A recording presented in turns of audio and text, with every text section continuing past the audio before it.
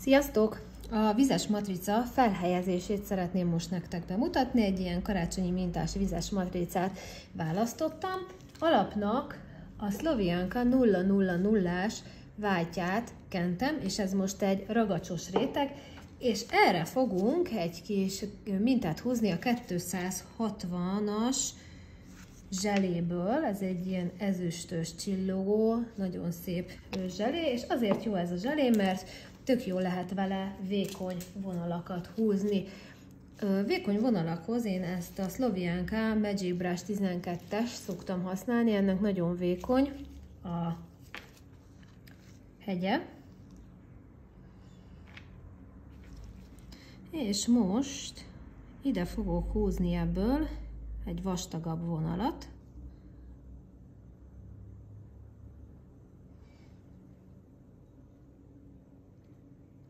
Látjátok, milyen jól fedez az anyag? Tényleg alig van rajta, és már is tök jó a fedése.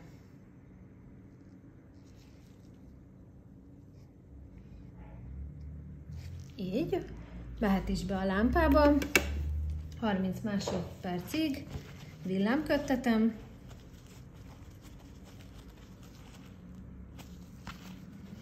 Majd addig a matricánkon, a vizes matricákon van egy ilyen fólia. Ezt kötelező levenni. Igazából ez most lejött egybe, de úgy szoktam, hogy amikor kivágom a matricát, akkor szedem le, hogy ne piszkolódjon össze, és ez a fólia nélkül kell a vizes tálkába belerakni, hogy ázzon. Úgyhogy addig ott szépen ázik a matricánk, ott el van. Majd miután megkötött ez a csillogós Slovianka Spider géllel vonalakat fogok húzni itt az ezüstnél. Nézzétek, ez a Spider gél mennyire nyúlik. Tök jó.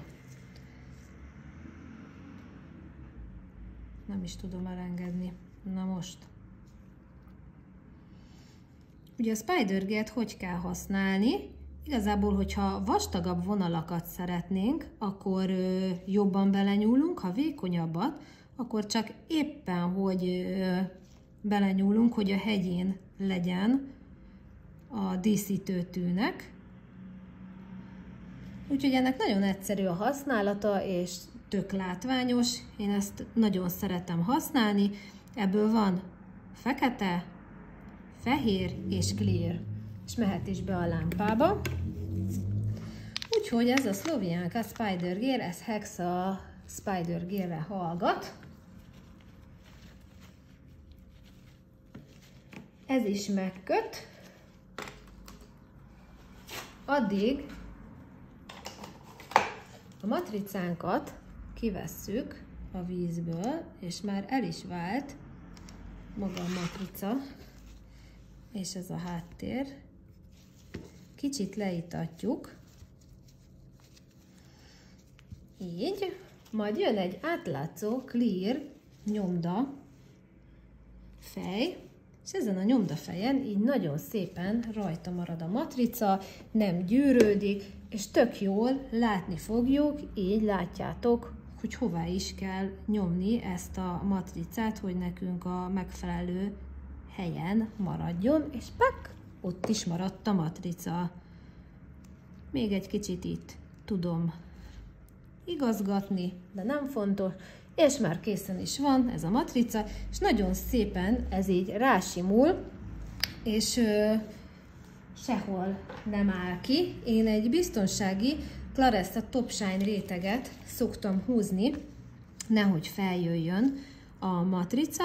Ez egy rugalmas, fixálós fényzselé, nem fixálásmentes, hanem fixálós, pont azért, mert még egy réteg jön rá,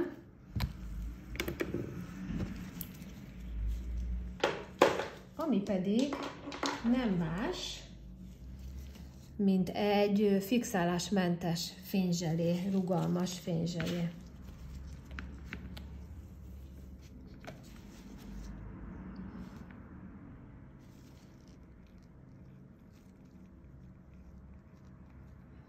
És így készen vagyunk ezzel az egyszerű, gyors, vizes matricával, a vendégek imádják,